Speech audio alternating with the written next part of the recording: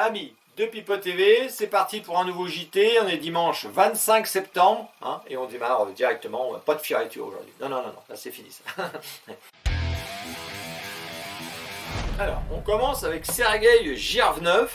Girvnov, je sais pas pourquoi, vas-y. C'est lui. Il fait peur. Rien que déjà là, ça fout la trouille. Alors, c'est un ancien espion du KGB. Alors, pas de KFC, hein. Rien à voir, il n'est pas dans la volaille, hein, même s'il casse pas trois pattes à un canard, mais enlève la photo, s'il te plaît. Il me fait peur. Non, KGB. Alors, vous avez vu, rien que ces trois lettres, déjà, KGB, ça fout les miquettes. Hein.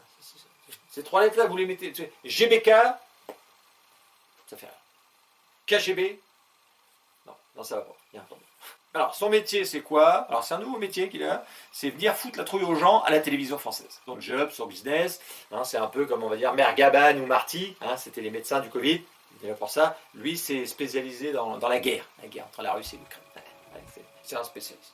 Alors, il est beaucoup sur LCI, mais un peu partout à la télévision française. Et là, il te fout. Alors donc, il est venu cette semaine à Touche pas mon poste, de Cyril Hanouna. Il est resté à peu près 30 minutes. 30 minutes où il a... Ah, ça a bombardé pas mal, hein. Ça c'est clair. Donc je vous ai fait un petit montage, hein, un tout petit montage. Donc accrochez-vous, vous tenez bien à votre chaise, et puis je vous mets le petit montage, et puis on en reparle après. D'accord? Allez, c'est parti. Vas-y, balance-moi ça. Qu'est-ce qu'il a voulu dire Vladimir Poutine aujourd'hui? Là, c'est la première fois où moi j'ai peur. Et je vais rapidement finir cette guerre. Ça veut dire quoi, il va finir rapidement cette guerre? Alors dites-nous. Justement, c'est ça. Oui. C'est ça le problème. C'est ça le problème, parce que quand il sentira qu'il ne peut pas gagner cette guerre d'une manière classique ou conventionnelle, qu'est-ce qui lui reste? Nucléaire. Voilà. Nucléaire. Le nucléaire, c'est l'arme de destruction massive, c'est l'arme qui fait peur. C'est qu'aujourd'hui, il a dit, je mène pas la guerre contre l'Ukraine, je mène la guerre contre vous. Contre l'Occident. Ça, c'est la première chose inquiétante. Et c'est une arme dans laquelle on sait comment on part, on ne sait plus comment on s'arrête. Là, ce que vous êtes en train de nous dire aussi, c'est qu'une guerre pourrait éclater entre la Russie et notamment la France. Ça peut jouer n'importe quand. Là, on est vraiment dans je ne voudrais pas faire peur, mais la situation est vraiment difficile. Bien sûr. Il peut employer ce qu'on appelle le nucléaire tactique, petite bombe nucléaire. Ça peut détruire 1 kilomètre, continuer à tuer les gens avec la radiation. Là, Poutine ne se rend pas compte, en fait, il est devenu fou. Et alors, c'est la réaction en chaîne. Et alors, c'est lui encore, nous encore, lui encore, nous encore. Et là, c'est la 3e guerre mondiale. Voilà. Donc, et si c'est parti comme ça, alors là, c'est foutu pour tout le monde. Tout le monde, mais est-ce que la France pourrait subir une attaque nucléaire? La France pourrait subir une attaque nucléaire. Ils ont montré aussi ce missile qui s'appelle Sarmat, qui mettra 5 minutes pour arriver en par la mer. On peut se faire attaquer aussi par la mer. La seule façon pour moi actuellement de s'en sortir pour tout le monde, c'est que cet homme disparaisse. C'est lui, actuellement, l'homme le plus dangereux sur Terre. Sergueï, il faudra que tu reviennes nous voir parce que c'était extrêmement intéressant ce que tu nous as raconté et on va suivre tout ça à tes côtés. Je pense que les téléspectateurs ont beaucoup apprécié. Bien fini? C'est fini? Oui, j'ai pas. Même moi là, pourtant le montage c'est moi qui l'ai fait. J'ai préféré. J'étais plus bien à un moment. Ah oui non. Vous avez vu. Donc là, faut pas être fragile. Hein. Je pense que tous ceux qui étaient un petit peu fragiles, ça nous rappelle un peu le Covid. C'est vrai qu'avec le Covid, il faisait peur aussi. Mais là, c'est puissance 1000, hein, c'est sûr. Alors je ne sais pas s'il a des actions dans les abris atomiques. Et à mon avis, après son passage, il y a eu pas mal de commandes. C'est obligé. Hein. Là, même Mergaban et Marty, qui te foutaient la trouille avec le Covid, ils te foutaient la trouille. Là, ils ont été surpassés. Là, Mergaban, à mon avis, il l'a regardé, il a dû dire, ah putain, lui... Ah oui, c'est un champion. On a affaire à un champion. Là, c'est sûr.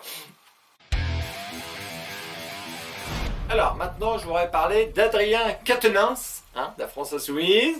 Alors là, c'est un donneur de leçons qui prend un retour de bâton. Parce que quand tu donnes des leçons aux autres, évidemment, il faut être droit dans ses bottes. Et lui, moins. Il était moyen bon. Et le retour du bâton, il est violent. Ça fait mal, très mal. Alors lui, c'était le grand défenseur des violences faites aux femmes et des féminicides. Hein. Il avait fait une très belle interprétation. Hein, regardez-le. Merci, Monsieur le Président.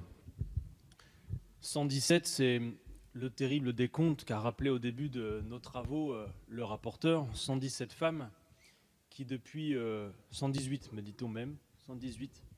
Donc là, vous avez vu, jeu d'acteur excellent. 117, oh, 118, 118, phénomène,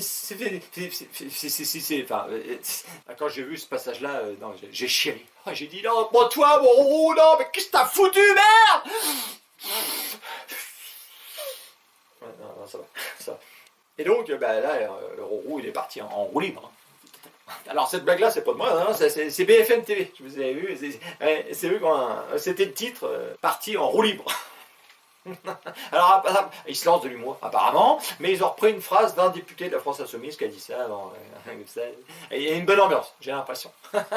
Et d'ailleurs, je l'ai vu dans une vidéo dernièrement où il faisait du football. Hein, regardez, et c'est très bien. Ah ouais, il joue pas mal quand même. Hein. Et apparemment, il aura une bonne frappe. Il frappe fort. Apparemment, c'est sa femme qui le disait aussi. Et dans les commentaires, je voyais là, il avait écrit ce gars est proche du peuple. Pour être proche du peuple, il est peut-être même un peu trop proche par moment. Ouais. Ah oui, trop. J'ai l'impression. Et donc, c'est vrai qu'il a fait quelques violences avec sa femme, apparemment. Hein, apparemment, il a arraché une fois son portable, il l'a bousculé, elle s'est cognée, il avait fait mal au cou, et puis il a été jusqu'à la torgnole. Donc, bon, il n'a pas été jusqu'à la tuer, et ça c'est bien déjà. Remarquez, elle avait fait une main courante, donc peut-être que ça a fait des trucs, je sais pas, hein, je ne veux pas le savoir. Mais pour moi, ça c'est typique des gars tu vois, qui doivent faire beaucoup de barbecue. Ouais. Et puis il mange de la viande rouge, très rouge, et il adore ça, parce que c'est un abonné qui m'avait envoyé ça. Hein, et c'est vrai qu'apparemment, quand tu manges de la viande rouge, après tu es sexy, tout ça, et puis mon avis, voilà, tu te calottes, ça va être ça. Mon avis, c'est ça. Il faudra qu'il en parle à son avocat, mais c'est ça. Bon, voilà. Bon, encore un donneur de leçons. Hein, on en voit pas mal à la télé. Et puis, quand on voit un peu l'envers du décor, des fois, c'est moins joli. Voilà. Bravo à tous les donneurs de leçons. Il y en a pas mal aussi sur la 5, là. Ouais, un peu partout. Bon, allez, on va passer à autre chose. Ah oui. Alors là, on se retrouve un petit peu avec Laurent Geoffrin. Donc c'est encore un donneur de leçons, c'est sa spécialité. Lui. Ah bah oui, ça c'est sûr. Et donc là, il parlait des gens qui prennent leur voiture au lieu de prendre le métro. Et ça le chiffonne. Hein. Donc à un moment, il discute avec Pascal Praud. Hein. Donc au lieu de prendre la voiture, hein, pour faire 2 km, il suffirait de prendre le métro. Quelque part, il a raison. Hein, c'est ça. Et Pascal Praud, du coup, il est un petit peu taquin quand même, parce qu'il lui dit, d'ailleurs, vous êtes venu en métro? Et lui, il dit, non, j'ai pris le taxi. Écoutez, c'est du chef-d'œuvre, tout simplement. Et au lieu de prendre la voiture pour faire 2 km, il suffit de prendre le métro. Et je vous ai marché à pied. Et d'ailleurs, vous êtes venu en métro ce matin. Et non, moi je suis venu en taxi, pourquoi? Ah oui, voilà. Oui, donc c'est toujours pareil. Moi je me plains Le pas métro, c'est pour les autres. Je ne me plains. Le métro, c'est pour les autres, comme il dit l'autre. Voilà, donc il n'y a pas besoin d'en dire plus. Je crois que le sketch s'est fait tout seul, hein, et ça c'est bien. Et ça me mâche le travail, et moi j'ai pris beaucoup de plaisir. Bravo Laurent Geoffrin, que oui, j'aime bien aussi. Au niveau des donneurs de leçons, il est très bon aussi. Ah ouais. Allez, on passe au dernier petit sujet. C'est un petit peu plus léger, et on est là pour se faire plaisir aussi quelque part.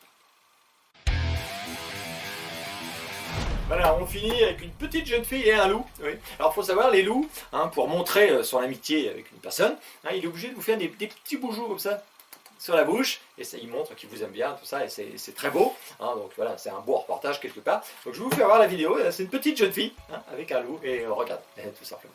Et c'est très beau. C'est très très beau. Vas-y.